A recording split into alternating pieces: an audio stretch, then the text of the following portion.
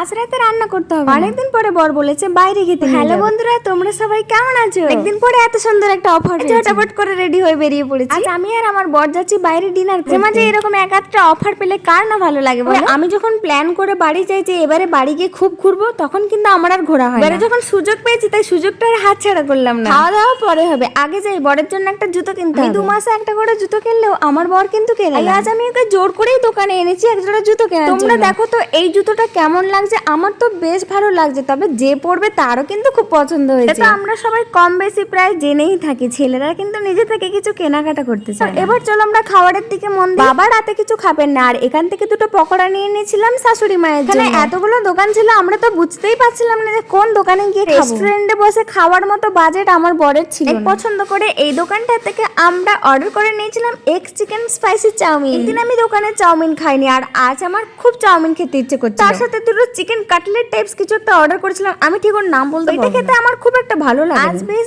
অনেকটা সময় ধরে দোকানে বসে বসে খেলাম। বসতে বসতে তো দেখলাম অর্ধেকের বেশি দোকান বন্ধ করে দিয়েছে। খাওয়ার শেষে একটা আইসক্রিম না হলে খাওয়াটা ঠিক কমপ্লিট হয় না। করতে করতে আমাদের প্রায় 10টা বেজে গেছে। আর তোমরা বলো তো আমাদের সবকিছু খাওয়া দাওয়া করে কত টাকা খরচা হয়েছে? এখানে তো তোমরা দেখতেই পাচ্ছ সবাই দোকানপাট বন্ধ করে কিন্তু বাড়ি চলে গেছে। কি তোমরাও চাও তো নাকি রাতে রান্না বান্না বন্ধ করে বরের সাথে বাইরে খেতে যেতে? আমার ভিডিওটা জলদি জলদি তোমার বরকে শেয়ার করো। হ্যাঁ, ভিডিওটা ভালো লাগলে একটা লাইক করে দিও, আর চ্যানেলটা ফলো করে রাখবে তো নাকি? কালকের ভিডিও দেখতে হবে তো। আজকের মতো টাটা, গুড নাইট সবাই।